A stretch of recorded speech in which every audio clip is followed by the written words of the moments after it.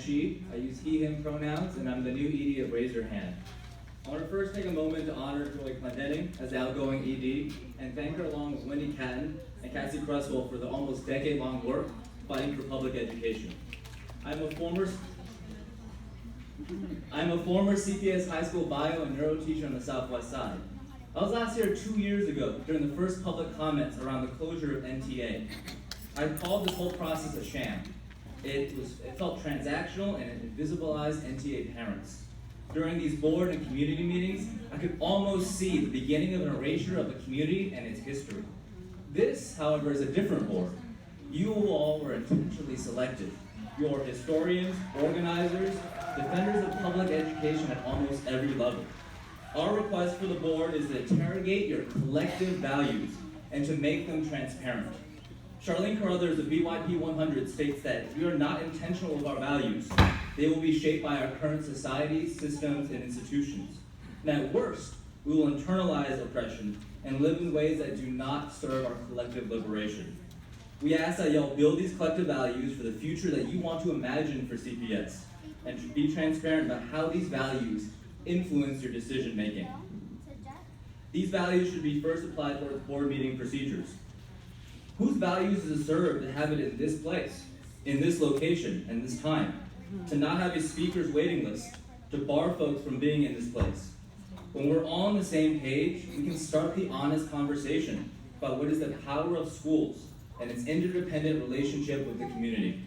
Only then can we establish an equitable system to heal and to make reparations for what is needed from years of disinvestment. I'm hopeful and excited to work with y'all. This board will be considered the stewards that set the path and expectations for the future elected representative school boards. Mr. Sheen? Thank you. Thank you. Thank you. And our next speaker is Joy Clendenning. She will be followed by speaker number 2, please, Lenora Dennis, followed by speaker number 3, Leslie Westerberg. Ms. Clendenning? You're in support of 2 or 3. Good afternoon, everyone. I'm Joy Clendenning. I'm the outgoing executive director of Raise Your Hand, and as of June 10th, I'm the parent of 4 Chicago Public Schools graduates. Thanks so much to the teachers, the admin, and the staff on the ground at schools who work so hard to serve 360,000 students across Chicago. Our teachers, they do deserve that fair contract. Today's a new beginning. We're excited to introduce you all to Raise Your Hand's new executive director, John Ann. We're looking forward to working with you and to holding you accountable until we get that elected board.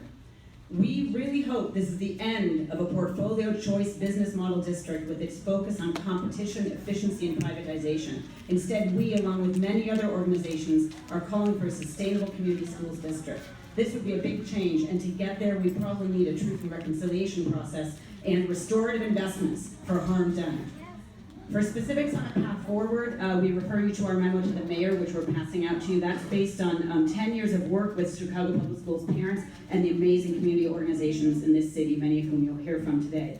One example of that CPS portfolio business choice model is our SQRP, which is on your agenda today, and we are demanding that you table that vote or vote no on it. There are all sorts of reasons to not vote on that today. The SQRP sucks.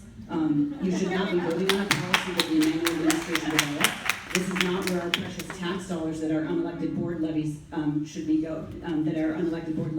going. Instead, we would say you should announce your intent for a complete overhaul of the school rating and promotion policy and pursue a change. Go lobby with us in Springfield to change that state law so that CPS, unlike any other district in the state, doesn't have to have its own rating system. The state rating system isn't great, but we don't have to be spending all this money on this other one. So let's put our energies in getting that state law changed. For more on that, we have a handout from Cassie Cresswell. I'm almost done, right? I'll finish right now. So we do also need a complete culture shift at CPS about special education. We hope you know the history. Talk to us if you don't. We need you to assure us that you and the new chief of ODLSS are committed to changing the culture from one of hardline denials to one of collaboration, support, and IEP and team empowerment. Thank you. Good luck.